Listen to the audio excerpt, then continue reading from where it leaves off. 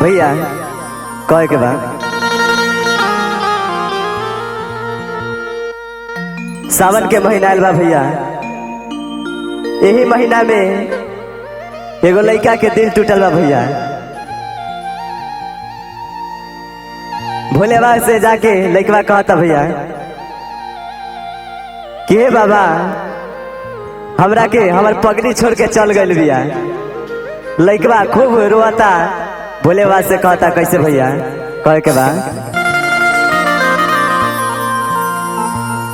कि सुनाए भोले बाबा पगली बड़ी बात आवेले।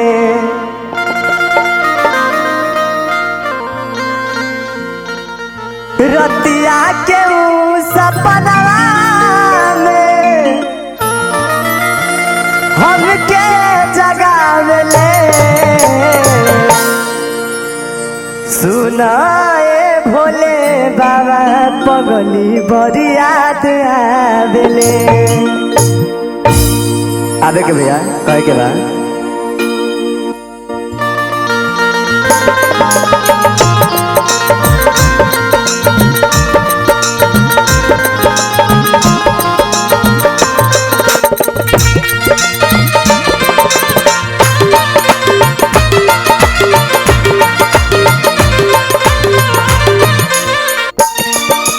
सुनाए भोले बाबा पगली बड़ी याद आवेले।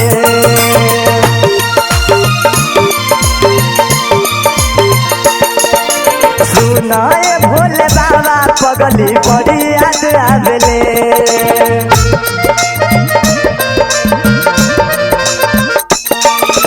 रतिया के सपना में रतिया के सपना में हमके जगावेले।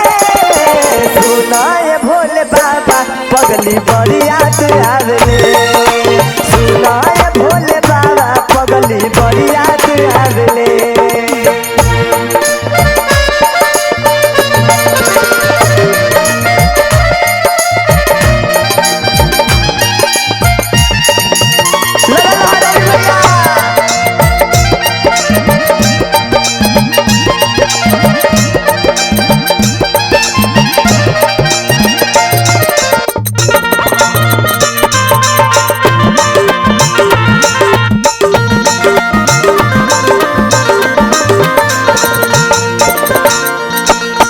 और कह के भैया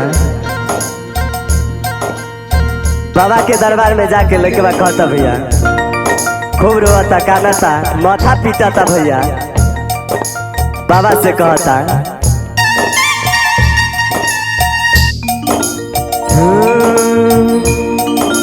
कैसे बताई तुझसे दीपक अब गुजरता।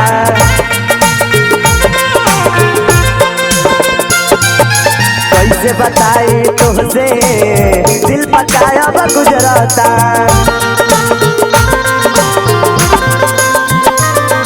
और कहता भैया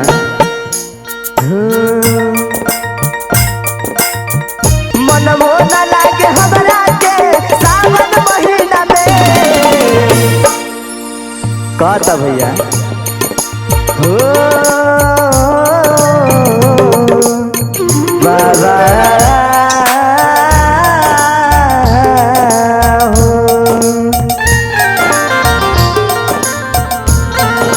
मन मोला लागे हमरा के सावन महीना में।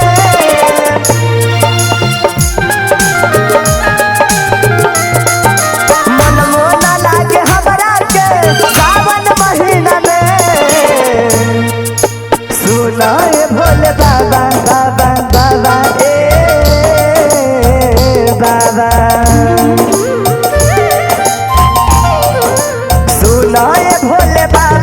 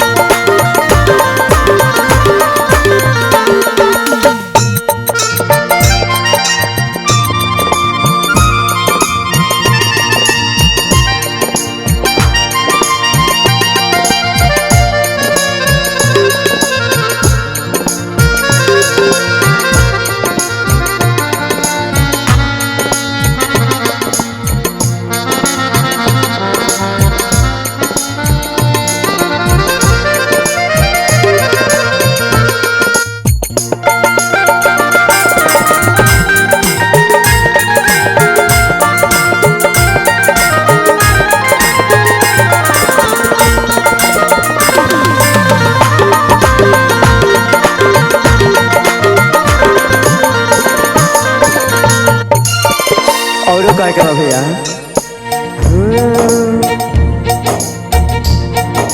राइटर चंदन धर्मेंद्र नीरज तो से का हम बताए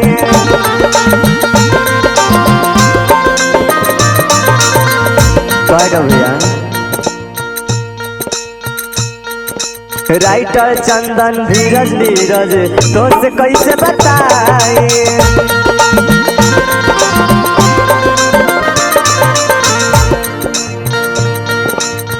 कह भैया जहिया से कोई ससुरावा जहिया से कोई ससुरवा में बनवो नौ कर ले भैया लइकवा रोता कहता किए जान बाबा से कहता भैया किए बाबा हमार पगली एको दाना कॉल कैले बिया कैसे जियबे बाबा बताई रहे तो कहता भैया जब से कोई ससुरावा में बनवो न कर ले जब से कोई ससुरावा में बनवो न कर ले सुनाए भोले बाबा पगली बड़ी याद आवे सुनाए भोले बाबा पगली बड़ी याद आवे सुनाए भोले बाबा पगली बड़ी याद आवे रतिया के उस सपना में रतिया के उस सपना में हमके जगावे सुनाए भोले बाबा पगली बड़ी